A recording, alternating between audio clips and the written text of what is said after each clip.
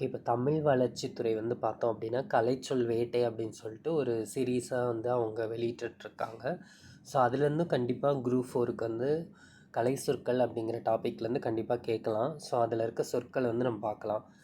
Walnut அப்படிங்கிறது அக்கரூட் அப்படின்னு சொல்கிறோம். வால்நட்னா என்ன? அக்கரூட். அப்புறம் ஹெர்பஸ் அப்படின்னா அக்கி. ஹெர்பஸ் அப்படின்னா என்னென்னா அக்கி.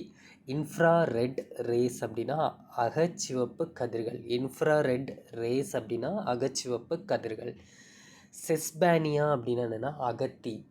செஸ்பேனியா அப்படின்னா அகத்தி. ஏஞ்சலி ட்ரீனா அக்கில். ஏஞ்சலி ட்ரீ அப்படின்னா அக்கில்.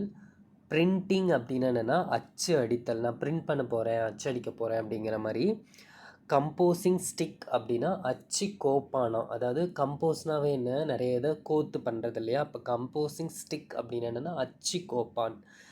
கேலி அப்படின்னா என்னென்னா அச்சு தட்டாம். கேலி அப்படின்னா அச்சு தட்டு. லினோடைப் அப்படின்னா வரி அச்சு. லினோடைப் அப்படின்னா என்னென்னா வரி அச்சு. கம்ப்யூட்டரைஸ்ட் டைப் செட்டிங் அப்படின்னா என்னென்னா கணிப்பொறி அச்சு கோத்தல். அதாவது கம்ப்யூட்டரைஸ்ட் டைப் செட்டிங், கணிப்பொறி அச்சு கோத்தல்.